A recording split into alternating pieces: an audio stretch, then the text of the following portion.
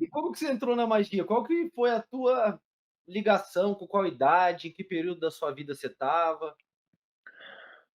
Ô Charles, eu venho de uma família católica, não praticante, né, e nunca tive contato nenhum com, religião desde cedo. Então eu lembro de, eu estar no colégio e não saber a diferença entre o que que é católico e o que é evangélico, saca. Eu não sabia o que que era a diferença entre protestantismo e tal, eu acho que eu era meio avoado. Mas eu sempre tive umas paradas, assim, muito doidas de quando eu era muito novo, que passavam na minha cabeça, e que eu perguntava para os adultos ao redor e eu era tido com descrédito, do tipo, e o nome afeta a personalidade da pessoa, ou, sei lá, a forma como você se apresenta no mundo depende do seu humor, sabe? Umas coisas que já era uma espécie de psicologia experimental, mas que não tinha embasamento nenhum. E, pô, eu sou filho único, né? Nunca tive ninguém mais velho para me apresentar para nada, então eu sempre vivi num mundo particular. Então, a gente fala assim que colégio católico é fábrica de ateu, né? E até os meus 18 anos de idade, eu tive uma série de dúvidas acerca de religião e misticismo e todos esses tópicos, né? Eu flertei muito com o movimento punk, então eu dava uns rolês que estavam muito mais vinculados com política do que qualquer tipo de metafísica. Até que um dia meu pai chegou para mim e falou assim: "Olha, dentro dessa casa você não fica mais se não arranjar um trampo", porque, eu estava com uma vida muito bagunçada, bebendo pra caramba, saindo, sabe, e ele falou assim: "Você tem que arranjar um trabalho". E aí nesse trabalho, eh, eu tinha um amigo que trabalhava, como garçom em um restaurante e, assim, na primeira semana ele virou para mim e falou assim: "Rodrigo, você acredita em magia?" Eu falei: "Cara, do que você tá falando, né, soltar fogo pela mão, o que que é isso e tal?" Ele falou: "Não, cara, olha só, você é uma pessoa diferente, eu acho que você vai curtir isso aqui", e me deu um pendrive. Nesse pendrive tinha 2 arquivos, tinha o, Pop Magic do Grant Morrison, né, e tinha o, hã, Caos Instantâneo do Phil Heine, que era um enxerto de 37 páginas, mais ou menos, de um livro dele. E eu comecei a ler aquilo dali e a minha cabeça explodiu. Eu falei assim: "Caralho, bicho, tudo que eu pensava quando eu era novo, se pá, é real". Mas eu ainda fiquei meio assim: "Que é isso que eu tô lendo isso aqui? Será que é algum tipo de obra de ficção? Qual que é o rolê e tal?". E nesses livros ensinava a fazer sigilo mágico e tal. Eu cheguei pra ele no dia seguinte, a gente trabalhava em turnos diferentes, então acho que não foi no dia seguinte, foi 2 dias depois, eu cheguei pra ele com os olhos brilhando, falando assim: "Cara, isso aqui é real? Isso que é isso aqui que você me apresentou?". Ele virou pra mim e falou assim: "Não vou te falar se é real ou não, testa, vai lá". Eu falei: "Como assim?". Ele falou: "Uai, você não aprendeu a fazer sigilo? Pega e faz aí um sigilo e testa, e aí depois você me conta se é real ou não". Eu achei muito boa. Hoje, olhando pra trás, foi uma excelente metodologia, né, assim, muito, motivacional. E aí, eu peguei, a gente trabalhava então nesse restaurante, eu peguei, a gente tinha bandejas para levar, os copos, os pedidos, desenhei um sigilo ali na hora de para ganhar mais dinheiro, ganhar mais gorjeta, saca. E preguei debaixo da bandeja. E a gente estava rodando assim à noite, ele olhou e falou assim: "O que que é isso aí?". Eu falei: "Você falou para eu testar, tá aqui". Ele riu assim, falou assim: "Tá vendo, você leva o jeito pra parada". E aí, cara, no final dessa noite, você me perguntar como é que se energizou aquele sigilo, né? Na época, eu respondi que era sorte de principiante. Hoje eu sei que, né, a gente estava naquela adrenalina e conhecendo magia e tal, você fica completamente conectado, já estava num estado de gnose, né? Bom, eu falo que essa noite a gente teve, tipo assim, 20 vezes o valor que a gente tem de gorjeta normalmente, saca? Foi uma coisa assim absurda. E foi a gorjeta pra mim, porque não era dividida entre todo mundo, cada um tinha o tipo de gorjeta que recebia. Ele olhou para mim e falou assim: eh, "E aí, o que que você acha?". Eu falei: "Eu acho que eu tenho que testar esse negócio aqui de novo". E fui testando. E aí, a minha cabeça explodiu. Eu falei assim: "Caralho, magia é real, magia do caos, né". É real. E aí a gente entrou numa cumplicidade muito grande, de fazer experimentações das mais diversas, com sigilo, com servidor, com oráculos diversos, né. A gente estava numa época, de adolescente que não tinha dinheiro, os 2 eram solteiros, os 2 tinham inúmeras, experiências para desbravar, então, foi bem uma fase vamos dizer assim, inconsequente de experimentação de tudo que a metafísica tinha para nos proporcionar, saca? E esse foi o meu primeiro contato e eu surfei muito, assim, na magia do caos por bastante tempo.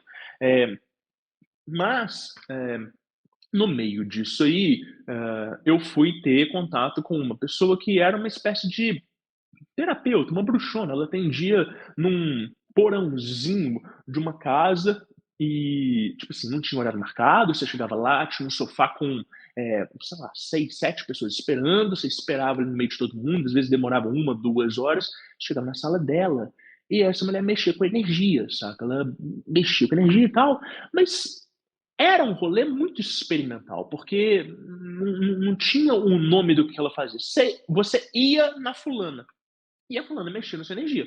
E eu não acreditava em energia, não tinha sensibilidade energética nenhuma, mas sabia que ela era alguém diferenciada, porque muitas pessoas tinham me recomendado ela, e essas pessoas já eram pessoas que tinham já um conhecimento esotérico diferenciado.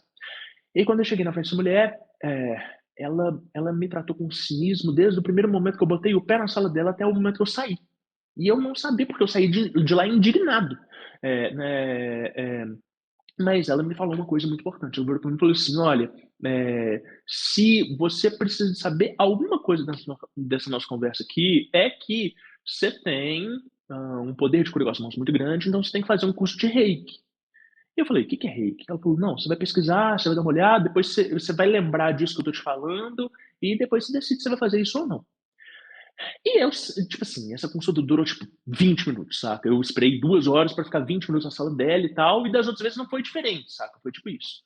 Mas eu saí de lá meio indignado, do tipo, caralho, eu achava que eu sabia muita coisa de magia, ou que eu estava começando a desvendar um universo, e tem gente que mexe com outras coisas que eu não faço a menor ideia do que é. Eu senti alguma coisa, eu fiquei meio tonto, saí de lá meio tonto, mas falei assim, cara, deixa eu dar uma olhada no que é esse curso de Reiki. E aí fui olhar na época, Charles, e era caro na época, né? Tipo assim, para os meus padrões era uma coisa que eu não podia me dar muito luxo disso. Mas ia ter um curso de carnaval, o Marcelo Del Débio vinha para Belo Horizonte, ia dar o curso de cabala, astrologia, tarô, ele dava um pacotão assim presencial. E alguém tinha me mandado e falado assim, cara, vamos fazer esse rolê aqui, vamos fazer essa introdução ao hermetismo e tal. E eu tinha topado. Então eu me inscrevi, fui para o curso dele, foi meu primeiro contato assim com cabala, com astrologia e tal. E e aí, né, por coincidência, esse curso acontecia justamente no espaço de Reiki que eu tinha olhado. O professor de Reiki estava na turma fazendo aula e os próprios alunos do Marcelo viraram e falaram assim: "Ô, eh, vamos fazer aqui uma turma de Reiki só do Mayhem e tal, botar os magistas tudo para trabalhar com energia junto". E aí, pô, como é que você, né, sai de uma dessa e fala assim: "Não, não é comigo, então não, deixa pra próxima e tal e tudo". Então eu embarquei nessa, saca.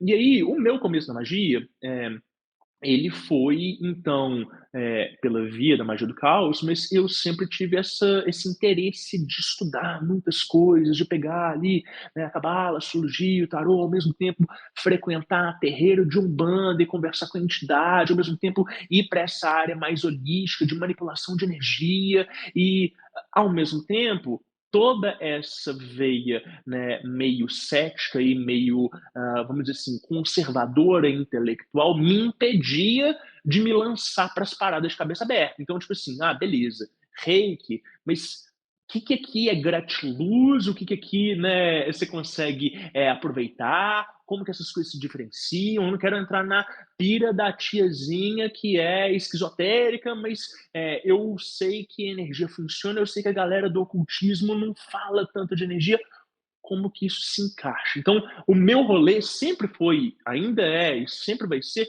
um rolê de experimentação, de tentar comungar as coisas, né, dentro de um paradigma que ele faça sentido nessa ótica tanto energética quanto de expansão consciencial, saca? Então, para mim, o que eu faço hoje faz muito sentido, mas muita gente acha que eu estou equilibrando opostos e lidando com egregores que nada tem a ver, sabe? Ah, não, mas sempre vai ter isso, independente, mesmo se a gente esteja lidando com egrégoras que não tem a ver, vai ser meio difícil a gente saber assim de cara. A gente vai ter que fazer, testar e ver se tem a ver ou não, porque muita coisa na teoria não tem a ver e na prática tem a ver.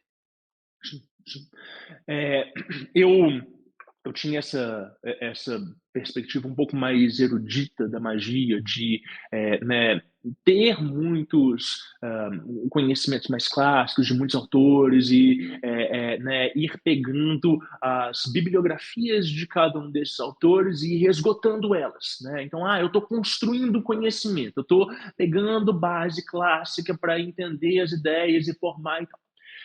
Só que o nosso nível de desenvolvimento mágico, quando a gente está comprometido, a gente está fazendo práticas diárias, ele não acompanha esse desenvolvimento intelectual. Porque nos livros você vai lendo muitas coisas, mas você tem que aplicar, você tem que experimentar. Então, acaba que se você está praticando todo dia, o seu aprendizado ele é muito maior do que o aprendizado de leitura. Né? E você vai vivenciando experiências que elas não são traduzíveis em termos né, literários, né? Ou às vezes você vai procurar um autor que ele vai conseguir descrever aquilo dali que você está vivenciando, né? E essa minha vivência com energia, ela foi muito assim, porque eu fiz esse curso de Reiki, eu voltei nessa mulher, porque ela me tratou com desdém, e quando você é tratado com desdém, você fala assim, cara, o que, que essa pessoa tem de Ter, né? superior e de superior, saca? Então eu voltei lá para saber qual que era dela, por que que ela tinha me tratado mal, assim, né? E aí eu fui recebido com o mesmo nariz empinado, né? E ela virou para mim e falou assim, você fez o curso de reiki? Eu falei, como é que você sabe? Ela falou, tá aqui na sua mão. Eu falei, mas como que você sabe? Ela falou, não, eu tô vendo o fluxo de energia na sua mão. Aí eu virei pra ela e falei assim, tá, e aí? Ela falou, e aí o quê? Eu falei, qual que é o próximo passo? Ela falou, qual que é o próximo passo do quê? Aí eu virei pra ela e falei assim, olha, eu fiz o curso que você me pediu, só que eu levo, tipo assim, 30, 40, 50 minutos para energizar uma pessoa. E eu chego aqui e você mexe na minha energia em 5 minutos e eu saio tonto. E você manja umas paradas que eu não sei fazer, não sei fazer isso. Qual que é o próximo passo? Eu quero aprender a fazer isso aí, eu quero aprender a mexer com a energia desse jeito. Ela olhou pra mim, riu, e é aquele riso do tipo assim, né? Que moleque arrogante, mas ao mesmo tempo, né? Que legal que tem essa sede de aprender. Ela olhou pra mim e falou assim: então você faz o seguinte, você vai correr atrás de cura prânica. Você já ouviu falar em cura prânica? Eu falei: não conheço nada disso. Eu falei: então vai lá, ó, pega os livros do Mestre Showa, faz um curso, depois você volta aqui. Peguei, estudei e tal. Falei, não, muito doido. Falei, isso aqui não tem iniciação, né? Ela falou, não tem iniciação, é mexer com energia. Falei, mas como é que eu sei se vai ou não vai? Ela falou, não, você vai desenvolver sua sensibilidade, ó, pega e vai lá estudar magma. E aí foi me dando um nome de técnica, umas coisas que não fazem o menor sentido. Às vezes umas coisas muito esotéricas, às vezes umas coisas, tipo, muito bem embasadas. E eu fui aprendendo. Quando eu fui aprendendo, eu ia aplicando, né, na minha esposa, aplicando nos meus amigos, eu aplicando em pessoas que tinham mais sensibilidade. E as pessoas falavam assim, nossa, você tem um reiki diferente. Nossa, isso aí que você tá fazendo, eu nunca senti e tal. Pô, beleza, talvez eu não sinta tanto, mas as pessoas ao redor sentem. E aí, essa experimentação é o que foi me dando né, um aval, uma validação de, ó, beleza, eu tô seguindo um caminho aqui que uma pessoa me propôs, muito informal, muito experimental, mas está dando liga. E aí, Charles, eu fui, né, contrabalanceando o estudo do ocultismo clássico com essa parada de manipulação de energia, entendendo e tal. Foi nessa época que eu comecei a me apaixonar com a obra da John Fortune. Porque eu li ali a introdução do Cabala Mística, ela falava da yoga do Ocidente, ela falava né, de como que corpos diferentes exigiam formatações espirituais diferentes. Né? Tem muita gente que acha que quando ela está falando dessas raças raízes, ela está né, fazendo algum tipo de apologética racista, mas ela está muito mais dizendo como que né, aquele termo a memória da Terra marca o registro dentro do corpo do indivíduo. E eu falei assim, putz, essa mulher está falando uma linguagem muito doida de algo que está conversando comigo que eu não tinha tanta facilidade para lidar com uma linguagem mais orientalista, né, um rolê indiano, de deuses hindus, de chakras, de budismo, aquilo dele não fazia muito sentido para mim, mas eu vi na obra dela um delineamento de uma espiritualidade responsável, profunda e bem embasada. E a primeira vez que eu li Cabala Mística, eu não entendi bolhufas, né, apesar de que aquela poesia conversava comigo. Nossa, mulher tem uma coisa aqui diferencial que eu não consegui enxergar em outras obras, como Levi, né, como Papos, né? Então, opa, tem alguma coisa aqui de diferente. E aí comecei a ler um pouco os escritos dela. Muitas coisas ela tem uma perspectiva muito parecida com Crowley, né? Eles, né, quando eles estão ali na Golden Dawn, às vezes tem algumas semelhanças e outras tantas coisas dentro de um sistema mais desenvolvido dela que particularmente eu adoro, sabe? É, da Golden Dawn eu vi, entrei no seu canal, eu vi que você tem até um tutorial de RMP lá, né? Sim, Demais. cara, é isso, assim. Eu via, né, muita gente que tinha uma dificuldade grande de fazer banimento e tal, e gravei esse vídeo, deve ter o quê, uns 6, 7 anos, e, e foi sendo legal. As pessoas começaram a chegar porque elas precisavam de um certo direcionamento, então eu decidi fazer alguns outros vídeos tutoriais com Pilar do Meio, né, e algumas outras técnicas. E eu uso o meu canal hoje muito para ensinar outros tipos de técnicas que podem ser úteis para as pessoas dentro do atendimento, né? Às vezes essas técnicas elas não são necessariamente rituais, né? Elas não têm uma base mágica, às vezes é muito mais, né, uma manipulação de energia ou uma visualização, mas em geral são exercícios que eles podem ser praticados pela maioria das pessoas. E aí, quando eu comecei a fazer exercícios, começaram a haver umas cobranças do tipo, você não vai fazer o ritual maior do pentagrama, você não vai fazer o rubi estrela, né? Você não vai ensinar, sei lá, o ritual da Rosa Cruz e tal.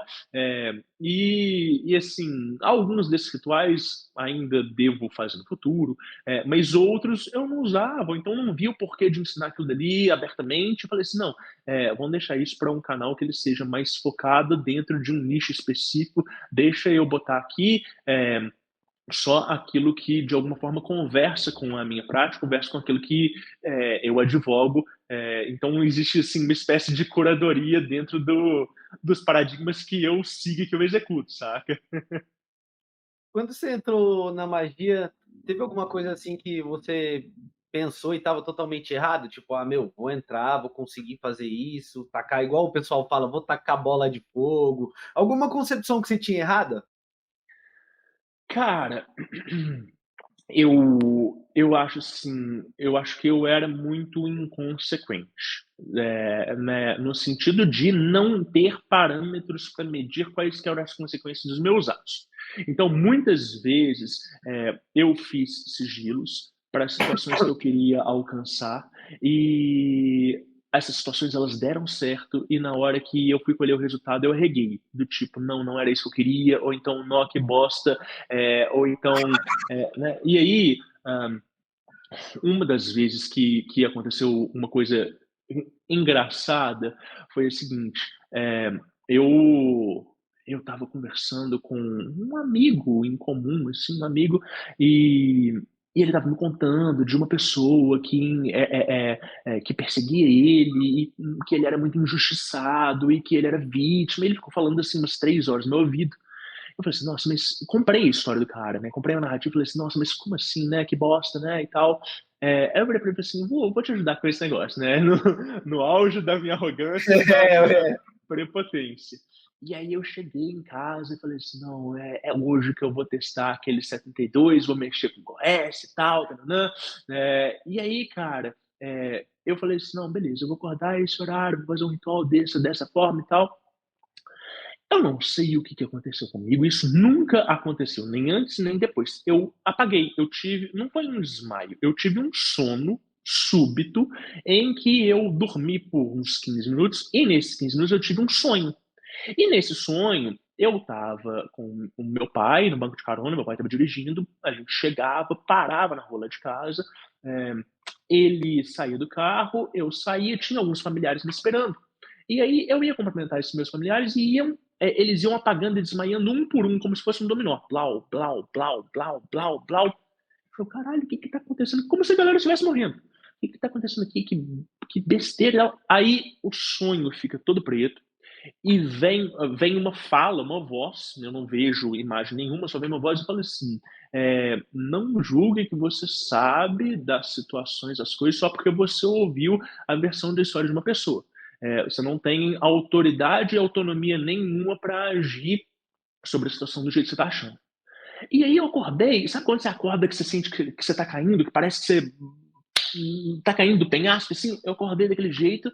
E aí, na hora que eu olhei, eu não tava dormindo na cama, tipo, deitado. Eu tava ajoelhado no chão e deitado na cama pra frente, como se eu tivesse caído pra frente ajoelhado. Eu falei assim, caralho, bicho, que porra que foi essa que aconteceu aqui agora? Né? E o sonho muito vívido, você acorda, sabe quando você acorda com taquicardia?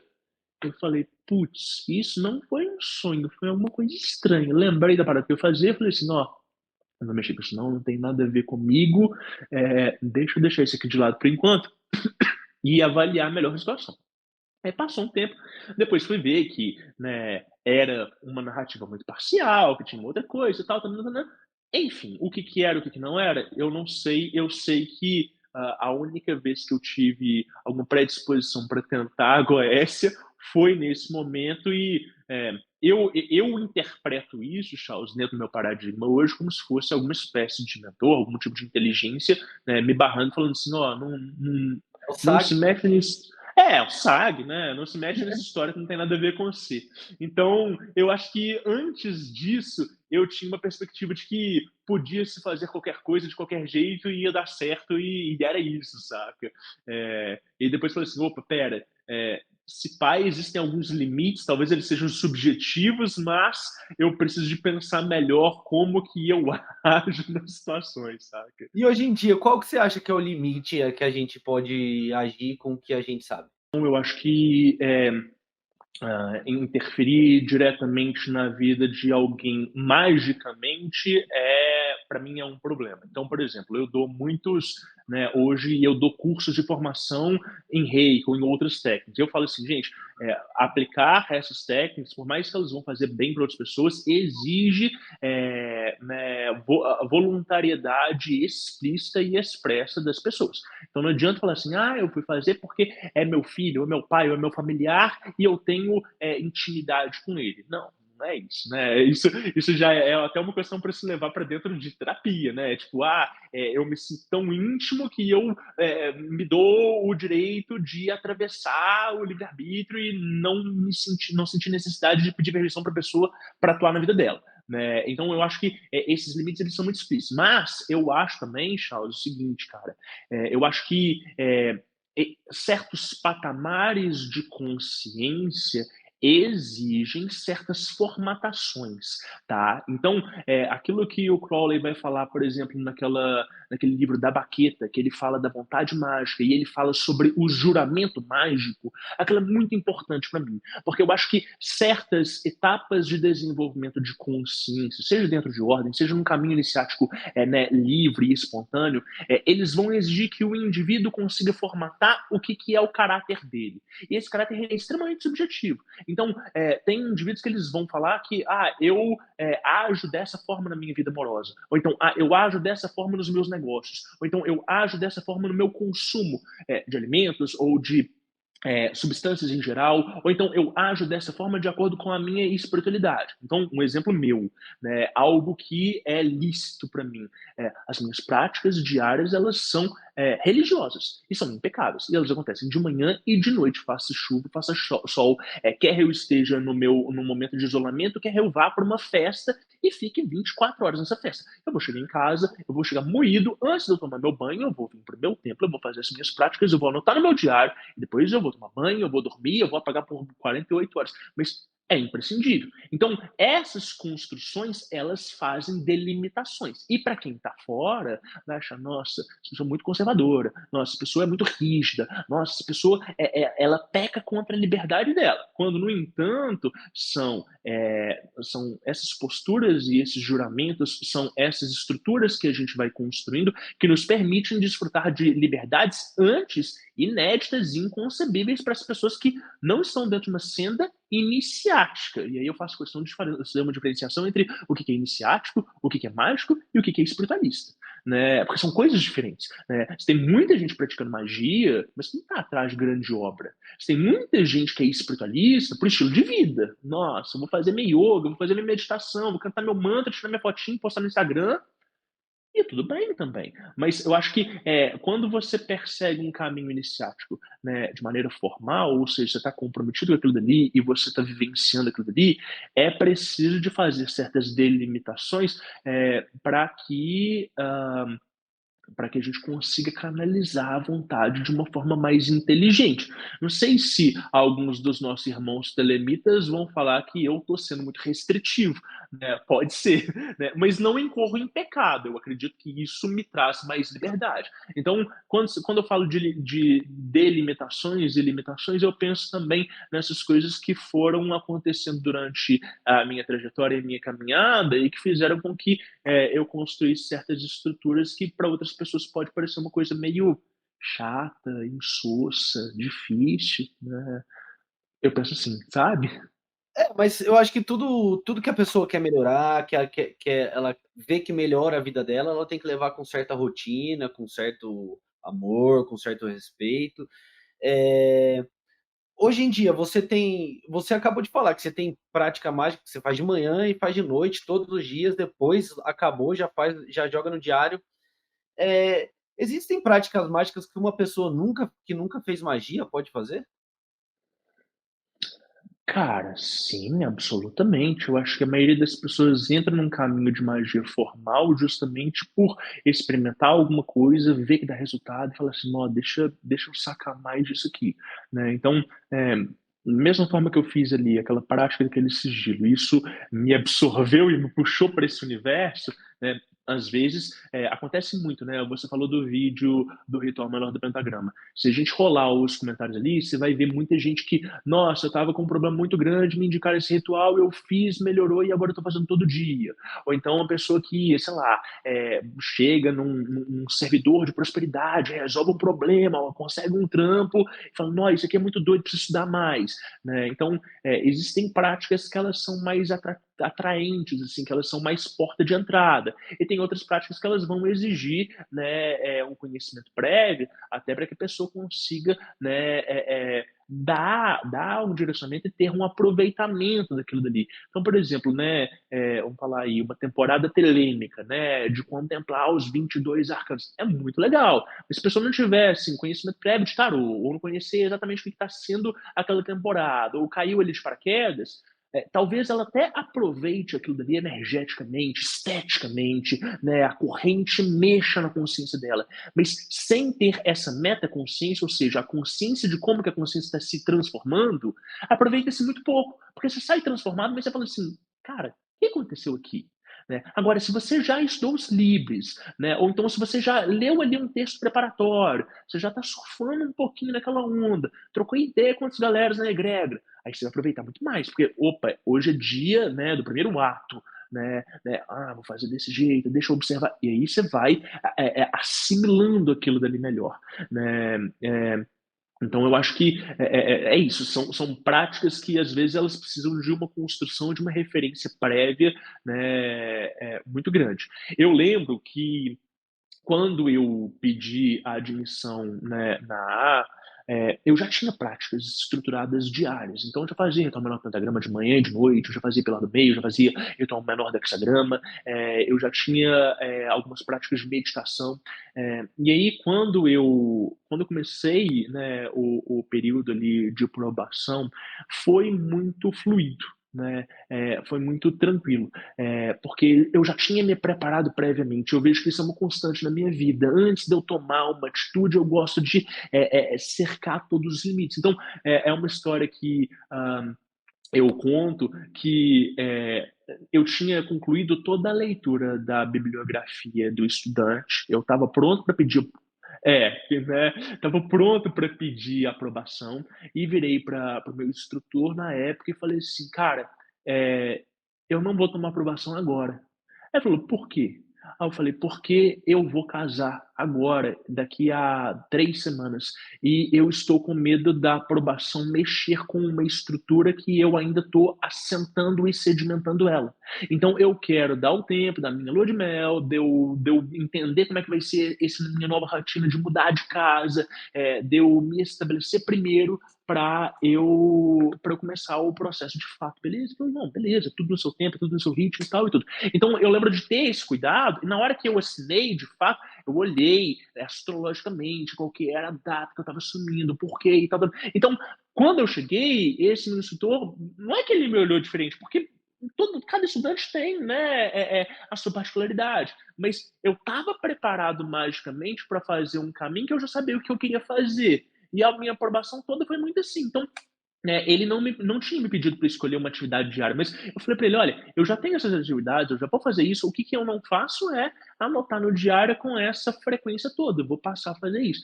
E passei a fazer, né? E nunca perdi um dia de anotação desde então. Mas é isso. Você está falando de uma pessoa muito metódica e muito sistemática. Então, é uma coisa assim que a rotina ela vai dando mais potência, ela vai me ajudando a motivar, entende? Sim. E qual que é a importância do diário mágico, você acha, na jornada iniciática? Caralho. Porra. Eu acho que o diário mágico, na jornada iniciática, eu acho que ele é essencial, ele é imprescindível, mas eu acho que ele transborda para além da jornada mágica, da jornada iniciática, porque ele é uma forma da gente adquirir discernimento, né? Ele é uma forma da gente conseguir entender a nós mesmos dentro de uma postura externa. E para o indivíduo que ele está numa jornada iniciática, né, a gente fala sempre na Ação Argentum que o pecado do estudante é a autorreferência. Né? Então, o diário é aquilo que vai provar os seus feitos, os seus resultados, né, perante o seu instrutor, perante quem está acima de você. Né? E eu acho que o diário, ele de alguma forma serve para a gente ter essa autocrítica e ter essa percepção de que, opa, essa persona que faz e executa as coisas no dia a dia, no cotidiano, ou essa outra persona mágica, ou essa persona que se relaciona com os outros mais intimamente, que é diferente de uma persona social, todas elas comungam em torno desse mesmo indivíduo. Quem que é então o eu lírico? Quem que sou eu que estou anotando? Porque eu claramente não sou essas pessoas, ou talvez eu seja apenas uma delas. Mas como que essa faceta percebe essas outras facetas da personalidade? E aí isso vai causando integração. Então, assim, nossa, por que eu estou sendo tão desproporcional? Né? Com a pessoa que dorme comigo, eu ofereço toda a intimidade do mundo. Mas com um amigo que eu chamo de melhor amigo, ou às vezes com um familiar, eu tenho muitas ressalvas. Por quê? Quais que são esses filtros psíquicos que, de alguma forma, impedem que eu me expresse de forma integral? Né? O que está cerceando a minha vontade? O que, de alguma forma, impede com que eu seja potente no mundo? E aí essa personalidade que está anotando, que está analisando, ela falou assim, não, olha, eu tenho que investir mais aqui, ó, na minha vida familiar. Então, ó, eu tenho que mudar os meus estigmas em relação ao meu ciclo social. A partir daquilo ali, né, esse ajuste de referências, eu acredito que permita, né, o desenvolvimento desse potencial do indivíduo e, a partir daí, essa conexão com o sagrado. Isso que a gente está buscando dentro, né, nessa meta da religião, nessa coisa de se consagrar dentro desse caminho, sabe? E aí o Diário Mágico, né, para mim ele fez tanto sentido que eu comecei o podcast, né? Então tem esse podcast que chama Diário Mágico, e a ideia é justamente discutir método de anotação sistemática com os entrevistados diversos. Então, né, eu sempre recebo as pessoas, converso com elas, né, entendo ali a história da vida delas, mas depois tem um momento de um bate-bola com uma série de perguntas que eu tinha elencado para entender como que isso se dá. E aí as pessoas amam quando os convidados são telemitas, né? Porque tem essa prática de anotação sistemática, mas é muito interessante também você ouvir, às vezes, quando um programa é com uma mãe de santo que emprega o diário dentro do terreiro e faz os outros médiums terem essa anotação.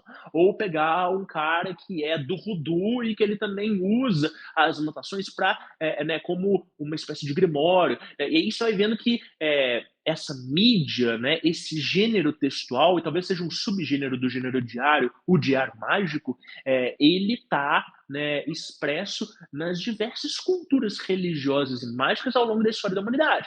E é muito doido se você for pensar. Eu fiquei pensando muito nisso, Charles, assim, quando eu lancei o podcast, eu pensei assim, putz, imagina alguém que está fazendo graduação em letras e vai fazer, sei lá, um mestrado para explorar o diário mágico como gênero ou subgênero textual, saca? Quais que são as incorrências, o que que muda em termos de linguagem, o que que isso acrescenta, né? Como que a gente só consegue, às vezes, explorar o cerne de uma tradição a partir dos escritos. Então, só existe magia enoquiana hoje em dia porque tinha os diários do John Dee. Só existe, né, só existiu o Golden Dawn e depois Telemann porque tinha essa magia enoquiana que foi mais ou menos estruturada e depois vai ser pós-estruturada, reestruturada. Então você fala assim, nossa, a gente aprende muito de Telemann em cima das cartas que o Crowley faz e troca, e em cima do próprio diário dele, né? Então, quantas das chaves interpretativas são feitas em cima dessa ferramenta? E, né, eu sempre faço essa pergunta assim para quem é mais velho na cena,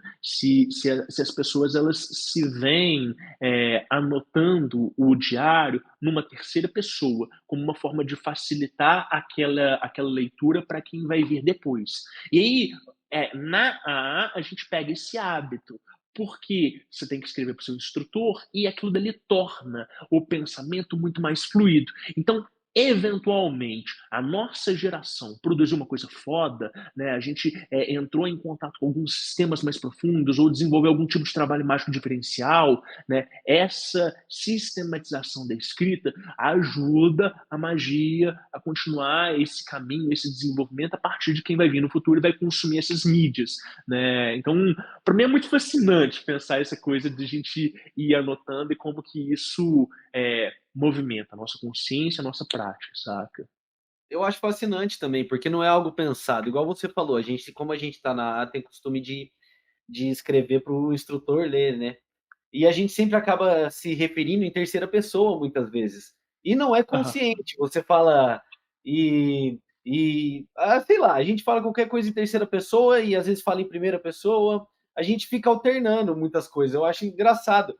E se você pegar depois e for padronizar isso, são mais ou menos os mesmos atos que você está em terceira pessoa.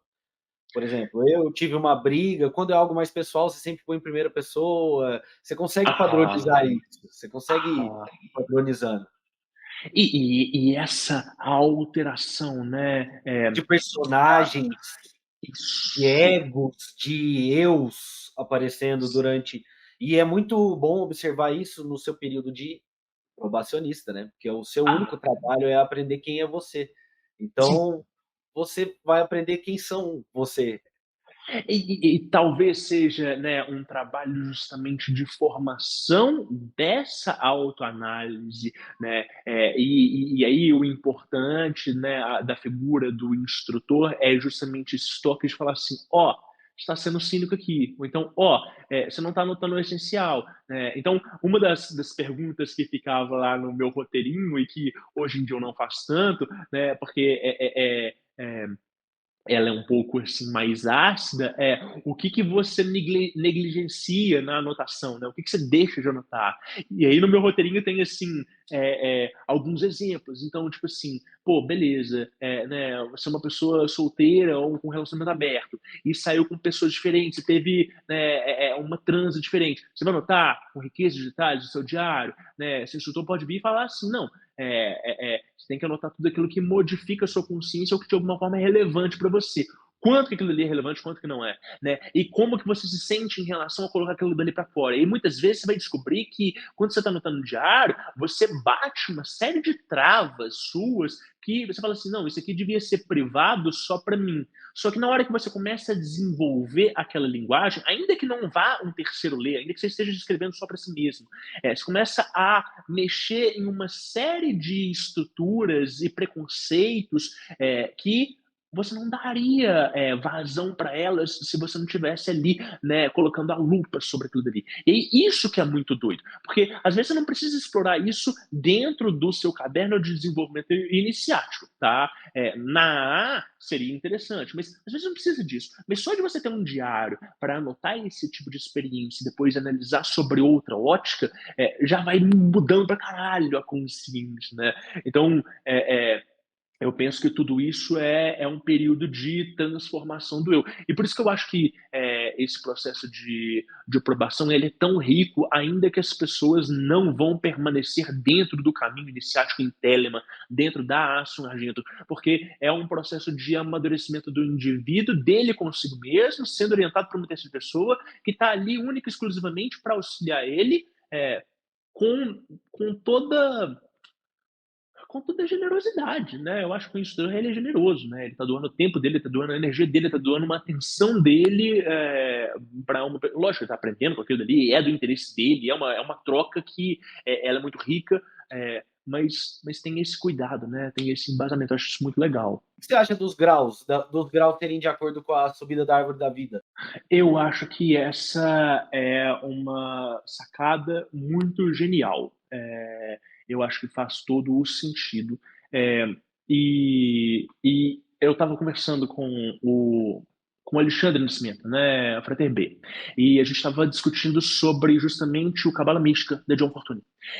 E aí a gente estava discutindo que o nome Cabala Mística ele não é um nome desproposital, né? Tem um propósito. O que significa Cabala Mística? É uma leitura da Cabala, é uma leitura mística da árvore da vida, da Cabala. O que é esse místico? É essa experiência consciencial. Então, ela não está falando só da árvore da vida dentro do emprego esotérico. Milhões de pessoas fizeram isso antes dela. Né? A Cabala é a parte esotérica do judaísmo. Né? Então, o que a John Fortune traz é a experiência da consciência em cada uma das esferas da árvore da vida. Isso que torna essa uma obra clássica. Isso que torna a grande obra da John Fortune. Porque ela tinha uma sensibilidade muito grande, ela tinha uma mediunidade impecável, coisa que existe muito tabu dentro do esoterismo ocidental. Então, hoje, muitos dos irmãos da nossa tradição vão achar que mediunismo é uma forma inferior de fazer magia, né? Ou que é uma forma diferente, né? A John Fortune ela tinha justamente essa perspectiva dessa supersensibilidade energética e espiritual de conseguir justamente descrever a experiência. Então, né, Tiferet é a visão do maquinário do mundo. Porra, que metáfora bonita, né, poética, mas o que isso significa de fato? Né? Aí o adeptus, né, que chega ali, ele vai entender exatamente o que ela está falando. Ele vai, se aquele livro ele tivesse imagens, essas imagens seriam aquelas imagens alquímicas, que elas são as mônadas, né? Elas têm inúmeras interpretações simbólicas para conseguir traduzir o que é aquele estado de consciência. Então, eu entendo que né, os graus da Aston Argento também são sínteses conscienciais, né? E que por isso que não vale a pena pegar atalhos, ainda que eles existam, né? Ainda que isso exista em alguns livros, né? Não vale a pena, porque você vai assumir que você tem uma estrutura consciencial que não dá conta de sustentar, nem espiritual, nem energética e nem consciencialmente. E aí essas referências vão se provar pobres o suficiente para conseguir lidar com aquilo dali. Então é como alguém que acabou de aprender a ser alfabetizado se inscrever para defender a si mesmo diante de um júri. Não tem vocabulário para conseguir lidar e não sabe jogar as regras do jogo. E aí eu entendo que a sistematização dos graus vão trabalhar justamente na vida do indivíduo, primeiro os graus elementares e depois aquilo que precisa ser desenvolvido. Eu acredito, Charles, que muitas vezes o desenvolvimento espiritual do indivíduo ele acontece multidimensionalmente. Como assim? Né? É possível que alguém esteja num determinado grau, sei lá, o cara é um zelator, mas ele já está tendo alguns tipos de experiência com o anjo dele, que aquilo ali transcende o que aquele currículo dali faz. E isso pode inflar o ego da pessoa e falar assim, não, mas eu já devia estar com uma débito. Só que, se você é cuidadoso o suficiente, você entende que o currículo ele serve justamente para você ir catando as coisas que não estão no seu campo de visão e você ir acumulando esses fragmentos de poder pessoal que estão desprendidos e ir se recompondo e se integrando para depois você aproveitar o seu potencial. Então, eu fiz uma pergunta pro Rafael, pro Frater F418, recentemente. Ele fez aquele artigo dele maravilhoso com quase tudo que eu sei sobre neófito. Ele falou assim, Frater, você quer me mandar alguma pergunta aí para consultar? Eu falei, eu vou pensar e te respondo. E aí mandei uma pergunta para ele. Falei assim, o desenvolvimento do elemento terra, do indivíduo, interfere no aproveitamento do grau de neófito? Né? E aí, o que eu quis dizer com isso? Tem pessoas que vão ter o elemento terra mais balanceado, tem pessoas que vão ter água, ar, fogo. Então, naturalmente, se essas pessoas elas têm uma proficiência dentro desse elemento, aqueles graus vão ser mais fluidos para elas, porque aquilo dali já faz parte inerentemente de como que o ser dela se expressa, né? O que não quer dizer que ela tem que dar menos atenção para aquele grau, mas simplesmente aprender como utilizar, né, essas ferramentas do meu ser, né, potencializá-las e empregar na obra. Então eu entendo que, né, essa estrutura ela é muito inteligente para a gente ir se reintegrando e buscando esses fragmentos de poder para alinhar e para fazer um caminho completo. E não simplesmente, a meta é essa, deixa eu avançar o máximo que eu puder e ver o que é. Saca? Para mim, essa é a forma inteligente de trilhar um currículo iniciático. Você da literatura do Crowley, você teve que ler muita coisa por causa que você mesmo falou que passou pelo estudante, probacionista. Você sabe por que eu pedi admissão na sargento? Ah, Porque eu fui para um workshop de magia noquiana no Calem, no Rio de Janeiro, em 2018. Era o final de semana do meu aniversário. E os workshops do Calem são muito acessíveis, né? Era um valor muito barato e tal e tudo. Eu tinha uma galera para encontrar lá e tal. Tanana. Fui para esse workshop. E o workshop era com o Dusan, né? O Duchamp. E quando eu cheguei lá, eu conheci a galera só de internet, fui muito bem acolhido e tal e tudo, né? Todo mundo muito gente boa, todo mundo muito bacana. Mas quando eu conheci o cara, eu falei, esse cara tem uma coisa diferente. E aí, bicho, os 3 dias foi assim algo muito doido, porque eu já tinha uma percepção energética na época, então eu ainda falo hoje que em termos energéticos, enquanto telemita, ele é a pessoa que eu conheço que tem vamos dizer assim, algo inexplicável, né? Eu conheci muita gente na vida, atendo muita gente o tempo todo, mas ele tinha alguma coisa diferente. E era um cara muito brincalhão, muito simpático, muito alegre, e eu vi contentamento e saciedade nele. Eu vi resolução. Eu falei assim, cara, esse cara ele tem uma coisa muito doida, porque ele tem poder, ele tem conhecimento, ele tem autoridade, isso é indiscutível dentro do discurso, dentro do que ele está falando, etc. Mas todo mundo aqui nessa sala tem conhecimento, todo mundo nessa sala tem autoridade, todo mundo nessa sala tem capacidade de expressão. Eu tenho isso. Agora, esse cara, ele tem uma conexão com algo além que torna os atos dele leve. O jeito de agir dele era despreocupado, era desapegado. E eu não senti essa leveza em ninguém ali. E eu senti essa leveza em pouquíssimas outras pessoas que eu conheci dentro do meio de espiritualidade, de magia, de ocultismo.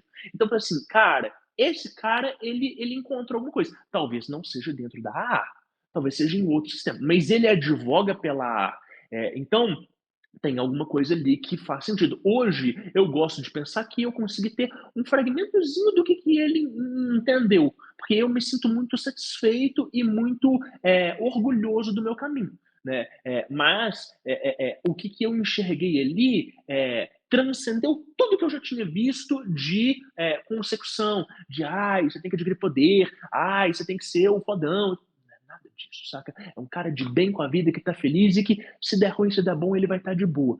E aquilo dali me tocou em um lugar especial. Putz, espiritualidade é esse aqui, sacou? Se o caminho para conseguir isso aqui é esse aqui, esse currículo, pô, legal, vamos analisar o currículo, vamos ver, faz sentido, faz, não faz, né? Você encontra outras pessoas, às vezes, que são, né, dizem que são do mesmo grau que ele e tal, que não tem esse mesmo brilho, não tem essa mesma coisa. Mas eu encontrei ali, eu falei assim, cara, esse cara é especial. E depois eu conversei com outras pessoas, e as pessoas falaram assim, cara, você colocou em palavras algo que a gente percebe, mas que é difícil de traduzir. Né? Então, é isso, sim. É uma coisa diferente mesmo. Da hora demais. E você falou que ele te deu vontade de entrar na A, né? A A, você normalmente, quando você tem que começar um diário mágico, você vai ter que fazer magia, porque não adianta você pôr lá, acordei, fui trabalhar, tomei banho, voltei para trabalhar, senão vai ser só um diário à toa, né? Como você conciliou o reiki e a A, e como você junta Telema e reiki no seu dia a dia, na sua vida? Nossa, que pergunta legal, foda. É, o, o, o, o Charles, eu acredito sim que a prática do diário mágico, ela também é uma prática de delineamento dos nossos parâmetros. Eu acredito muito nisso. Então, você tem que entender o que é bem-estar. Para você entender se você teve uma boa noite de sono, você precisa saber o que é uma noite de sono revigorante, o que é uma noite de sono paia, o que é uma noite de sono aceitável. Né? Então, eu tenho essa prática. Eu dou nota para minha noite de sono todo dia, né? Para saber como é que está o meu sono. Né? E aí, essas definições de parâmetros, num primeiro momento, elas são abstratas, né, inapreensíveis, mas conforme você vai ganhando intimidade consigo mesmo, você fala assim, meu humor não está flutuando tanto. Ou então, nossa, antes de eu começar a fazer banimento diariamente, eu tinha muita dor de cabeça, ou então eu me sentia muito exausto, ou então eu sentia que, né, eu flutuava no meu humor, na minha atenção. Agora eu comecei a fazer isso e eu estou notando que isso começou a mudar. Tá, beleza. Então você começa a colocar variáveis. Opa, o banimento ele ajuda no meu foco. Por quê? Porque dispersa os pensamentos que são dissonantes. Né? O banimento ele me ajuda no meu humor. Por quê? Porque corta a interação das pessoas, né? A interferência delas naquilo que eu chamo de campo energético. Né? Então, você vai explicitando, eu sou essa pessoa que vai levantando hipóteses. Opa, isso aqui funciona. Por que funciona? Para mim não importa só se funciona, eu tenho que saber o porquê. Por que fazendo isso, esse resultado eu adquiro? Né? Ou por que eu fazendo isso, que resolve para as outras coisas, não resolve para isso? Então eu sou essa pessoa metódica que experimenta, anota e tem que voltar nos resultados. Né? E aí, eu comecei, então, a desenvolver aquilo que eu chamo de paradigma energético, que eu mensuro o meu desenvolvimento dentro do caminho iniciático a partir dessas práticas energéticas. Então, eu sei quando que eu estou no 100% de bateria, eu sei quando eu estou no 20% e eu sei quando eu estou no meu 70%, que é o meu normal. Né? E aí, quando eu estou no meu 70, eu estou de olho o tempo todo. Opa, eu estou fazendo as práticas que eu tenho que fazer? Né? Nossa, eu tive uma semana de trabalho muito mais pesada. Como que a bateria flutuou aqui? Né? E aí, que práticas que eu posso incluir dentro da minha rotina para eu aumentar, né, o meu rendimento, para eu não perder tanto a carga, para eu conseguir, né, estar sempre ali, né, no 70, 80%. Porque ninguém vai conseguir estar 100% o tempo todo. E esse 100% ele não é estanque. Né? O meu 100% de hoje não é o meu 100% daqui 2 meses, daqui 2 anos, daqui 5 anos. Né? Mas o grande ponto ter esse entendimento de como que eu administro esses fluxos, né? Eu chamo de economia energética, né? Administração de recursos impalpáveis. E isso o Reiki me dá, porque eu consigo mensurar, né, um quarto aspecto que a maioria das pessoas não leva em consideração. Então, eu tenho uma economia material, que vai dizer respeito, lógico, né, a finanças, mas vai dizer respeito também a como que eu lido com o meu corpo, alimentação, né, higiene e tal. Né? Eu tenho uma economia mental, que vai dizer como que eu lido com os meus pensamentos, né, os meus escritos, o que, que eu estou consumindo, né, emocional e energética. Né? Essa energia ela faz parte dentro desses quadrantes do meu dia a dia. Então, essa sensibilização energética que ela veio com a prática constante, ela me permitiu dar uma camada a mais para entender como que esses rituais operam junto de mim e conseguir selecionar aquilo que faz sentido e aquilo que não faz. Então, por que, que eu vou mexer, às vezes, com uma entidade que ela é muito densa e eu vou, sei lá, ficar doente, ou então eu vou perder um nível de energia muito grande, se eu posso chamar um outro tipo de entidade, que ele tem uma outra configuração energética, que ele vai somar com o meu trabalho e que ele vai aumentar.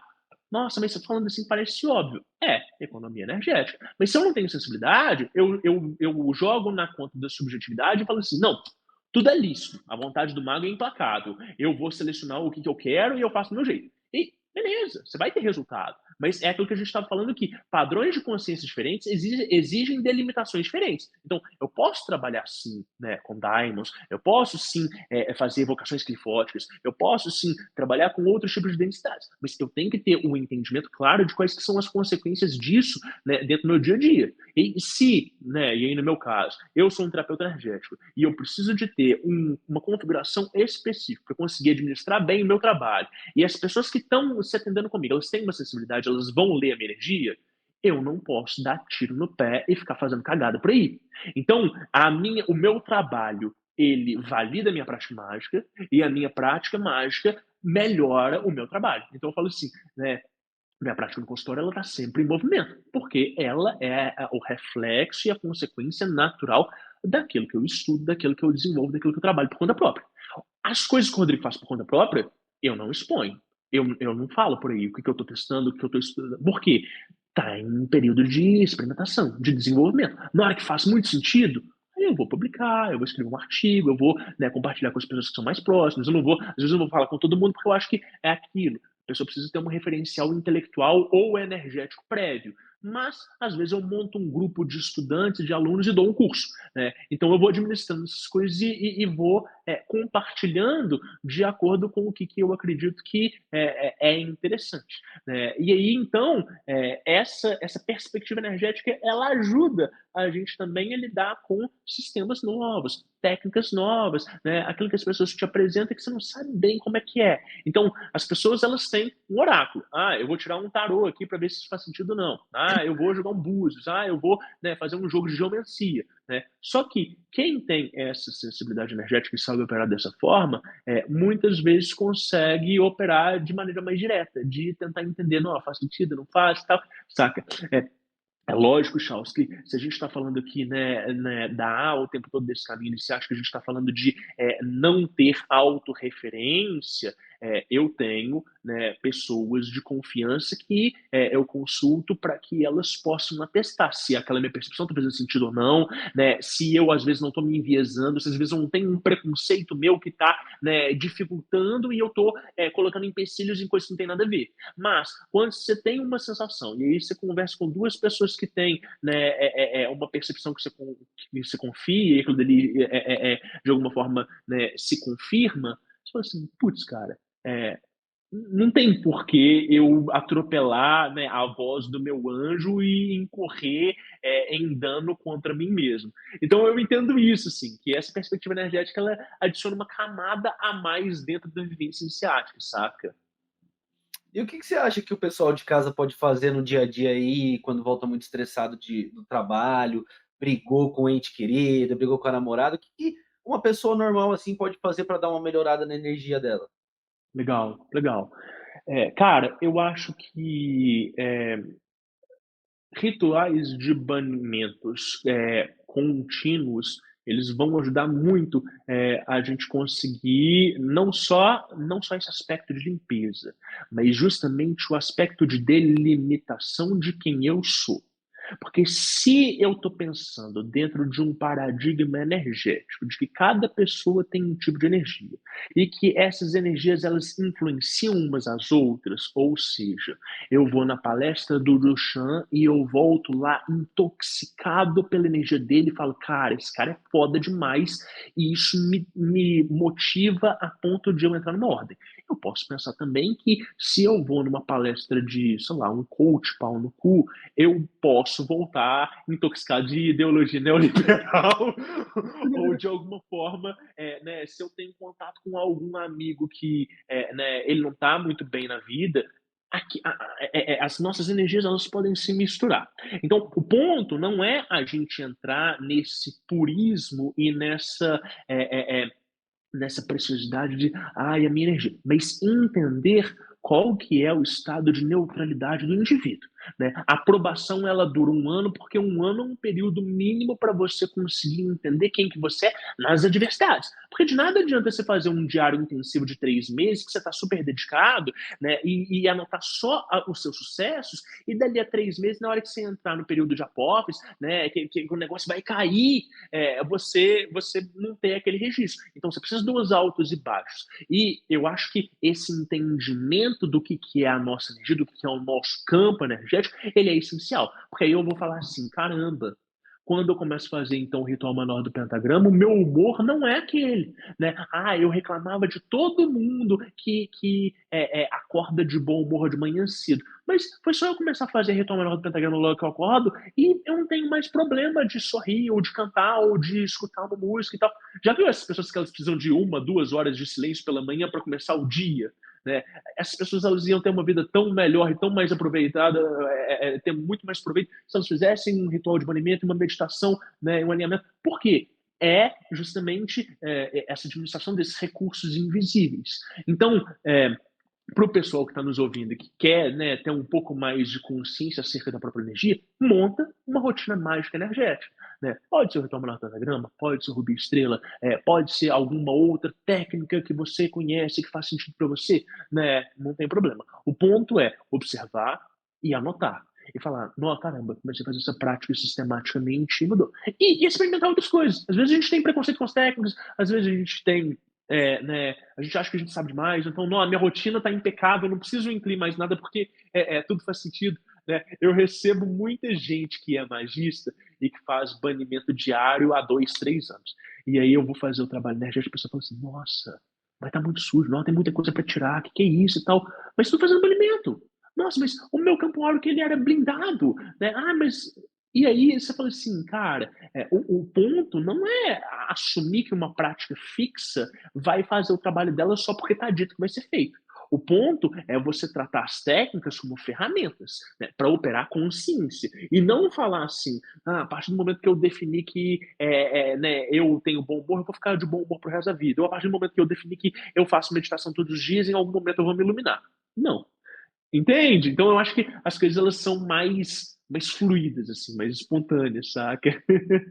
Quando a pessoa vai criar a rotina mágica dela, normalmente ela também tem que criar um espaço mágico, né? Porque a maioria das rotinas são feitas, pelo menos dos rituais, você segue uma ordem de direção, de lado que você tem que estar apontando, lado que você vai ter que estar olhando. Você tem algum. O que você acha que é um espaço mágico minimamente decente? Ah, é, o Charles, eu acho assim, eu acho que um espaço mágico decente é uma mesinha de, sei lá, 30 por 50, em que você possa fazer representação de quem você é.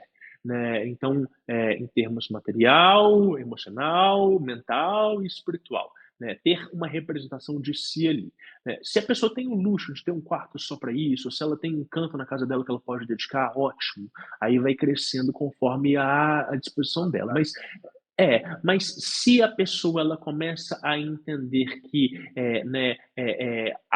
a essência dela, quem ela é, não é este corpo, mas é esse campo que está ao redor dela, e que esse campo ele expande ou diminui, ele se modula, ele muda de textura e de cor e de potência e de qualidade. Então, quando ela começa a operar dessa forma, fica mais fácil de ela instituir o templo dela aonde quer que ela esteja. Então eu tenho um costume muito grande de tipo assim, vou viajar com minha família, antes de eu chegar, antes da gente chegar no hotel, eu faço uma limpeza daquele quarto e instituo o meu templo ali. E aí, bom, tô com minha esposa, tô com minha filha, beleza, estamos em casa, tá tranquilo e tal. E quando eu vou fazer as minhas práticas ali, às vezes eu levo alguns objetozinhos para representar o altar e para eu estar presente ali.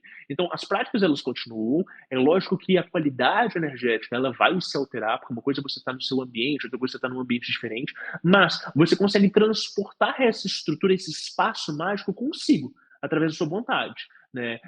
Então, mas quando você está em casa, eu acho que uma mesinha, um espacinho numa mesa que você tem, seja de trabalho, seja de estudo, ele é o suficiente para você ir conseguindo se colocar. E a partir dali, quando a sua vida mágica ela vai te pedindo outros espaços, você pode se dar o luxo, às vezes, de crescer aquilo ali, você vai colocar um livro que faça sentido para você, você vai colocar, às vezes, alguns objetos que vão ser da sua prática mágica, e vai aprender a se orientar. Mas eu acho que eu sou mais minimalista nesse sentido da gente voltar para nós mesmos e aprender a se orientar a partir do nosso próprio campo, sabe? Do nosso próprio centro.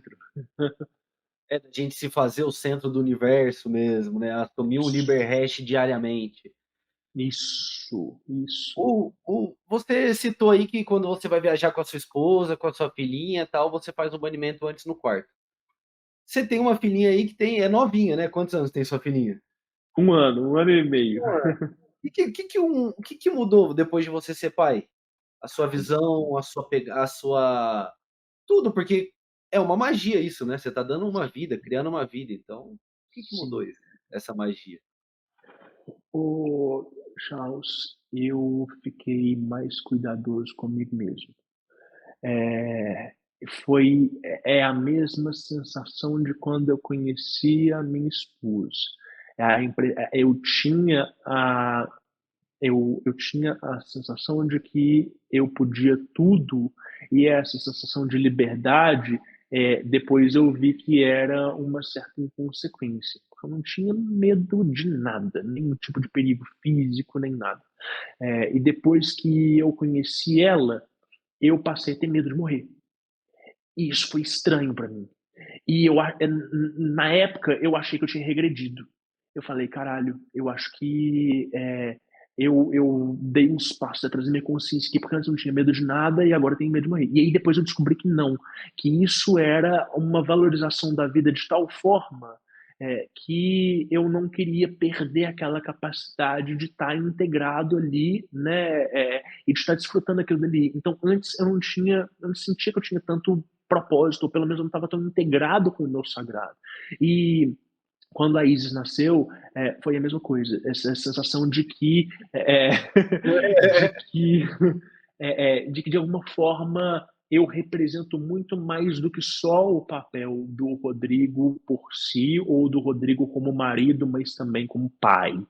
E essa modulação de consciência foi muito doida, porque eu tive que mudar algumas coisas das minhas práticas. Por exemplo, às vezes eu atendo as pessoas remotamente, então eu atendo de casa, e às vezes vaza a energia do atendimento. Então vaza, ficavam resquícios e vestígios. E aí isso interferia na rotina da casa. Então, por mais que eu estava sendo cuidadoso, às vezes aquilo dali respingava. Isso passou a ser uma coisa intolerável. Não existe mais isso. Então, as minhas práticas de autolimpeza e de autocuidado, elas tiveram que se intensificar para não interferir no livre-arbítrio dos outros. E aí, isso foi uma coisa que partiu da minha esposa. Falou, ó, não tá dando, tá contaminando aqui e tal. E aí é isso que a gente está falando de causa e consequência. Você vê como é que é o sono da criança antes e depois de você ter essa perspectiva, né? Outra coisa que mudou pra caralho, né? Eu, do alto da minha arrogância de quem leu muitos livros, muitas mães me procuravam e falavam assim: Nossa, você atende criança? Aí eu falava: Atendo, mas quantos anos tem seu filho? É menor de 7 anos? Não, é menor, mas eu tô sentindo que precisa de uma limpeza. Aí eu falava assim: Não, mas se a criança tem menos de 7 anos, você pode fazer, eu posso fazer uma limpeza só em você e vai reverberar nela, porque o campo de vocês, né, é integrado e uma coisa comunica com a outra. Depois que eu tive a Izzy, que eu tive contato com outras crianças, eu entendi que porra nenhuma, nada a ver. Cada indivíduo é um indivíduo, tem as suas necessidades, suas configurações, é algo que já é autônomo desde que sai da barriga, saca? Existem qualidades que elas são intrínsecas, que elas não são aprendidas culturalmente. Aqui, tô mind blown, do tipo assim, caralho, tipo assim, não é o meio que corrompe o indivíduo, saca? Tem coisas que a gente já traz, tem uma potência que ela já nasce antes de você nascer, saca? E aí você vai enxergando a vida com um pouco mais de generosidade, saca? Você vai entendendo que os indivíduos eles são potentes por si só e você vai, né, tentando respeitar ali os limites daquele indivíduo para o potencial dele desabrochar desde cedo, saca? Então isso foi uma coisa que sim mudou. Depois que ela nasceu, muitas mães me procuraram para atender os filhos e eu, pô, beleza, vamos fazer isso, eu vou fazer um atendimento com você, vou fazer um atendimento com a criança, e aí você vê como é que o resultado é completamente diferente. Então, vai mudando essa perspectiva, saca? E isso é muito legal. Você basicamente descreveu a recepção do SAG. Ah! Caralho, faz sentido, puta que pariu. Muito doido, muito doido, muito doido. Qual conselho você tem para quem tá começando em magia? Qual conselho? Porque hoje em dia tem muita coisa e até demais, né? Então a gente vai ficar perdido pra caralho. Eu mesmo fiquei perdido pra cacete. Então, qual conselho você dá? Ô Charles, eu acho que o conselho é levantar hipóteses, né? Essa coisa que a gente está falando de desenvolver o discernimento. Eu estava conversando recentemente com uma pessoa que a gente estava falando sobre diário mágico lá no podcast, e eu falei assim, eu virei para essa pessoa, é um terapeuta e um guiano muito inteligente, eu virei para ele assim, como que a gente lida com um indivíduo que ele é cínico? Ele falou, como assim? Eu falei, tem pessoas que elas acham que elas têm autocrítica e que elas têm uma autoanálise e que elas estão percebendo a si mesmas, mas o tempo todo elas estão no papel de vítima, o tempo todo elas estão se trapaceando, o tempo todo elas acham que elas estão no controle da situação. Então, não existe autocrítica. Ele falou, Rodrigo, eu sei exatamente o que você está falando e eu não sei como lidar com isso. Eu sei que em algum momento a ficha cai. Então, o meu conselho para as pessoas desenvolvam um discernimento que ele não seja autorreferencial, né? Pode ser pela A, ótimo, né? Mas, assim, tenham fontes, tenham um círculo de segurança de pessoas que consigam te dar uma perspectiva sobre quem você é, para você conseguir entender, por meio da alteridade, as mudanças que você está fazendo. Porque se você está num caminho mágico, esse caminho está te mudando. Né? Mesmo que ele não esteja te mudando internamente, fazendo uma reforma íntima, ele está mudando a sua perspectiva de mundo. Nossa, antes eu não podia nada, agora eu tenho poder. E essa perspectiva de mundo vai alterar quem você é. A forma como você lida com as pessoas, a forma como lida com os seus problemas, a forma como você lida com a sua vida como um todo. Então, tenha pessoas que elas sejam confiáveis para te balizar em como que essa mudança está acontecendo. Eventualmente, você vai ter amigos que eles não estão inseridos dentro do meio da magia e que eles vão achar que essa mudança ela é algo negativa, que você está mexendo com coisas ruins, que você está se afastando demais, né?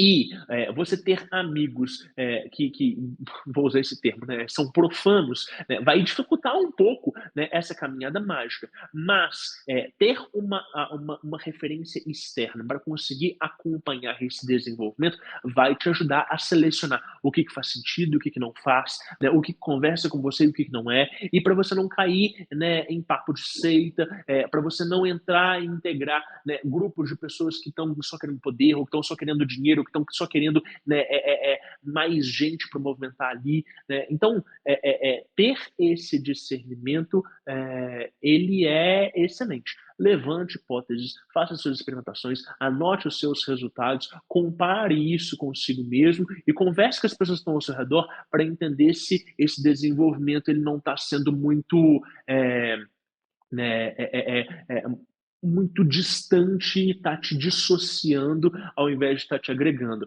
Eu acho que é por aí, né? A gente entende, sim, que essa caminhada iniciática é uma caminhada de transformação, né, intensa, mas toda transformação que ela é muito súbita, geralmente ela vem com mais ônus do que bônus. E essa desintegração da consciência do indivíduo às vezes traz muito mais problemas, inclusive psicológicos, né, do que é um ganho de fato. A gente não precisa ter pressa, né? A grande obra ela está lá e ela vai ser executada no momento certo. O ponto é você ser cuidadoso consigo mesmo para, né, ir construindo o caminho e desconstruindo as coisas com, né, com cuidado. Eu acho que é por aí que eu penso, sabe, Charles?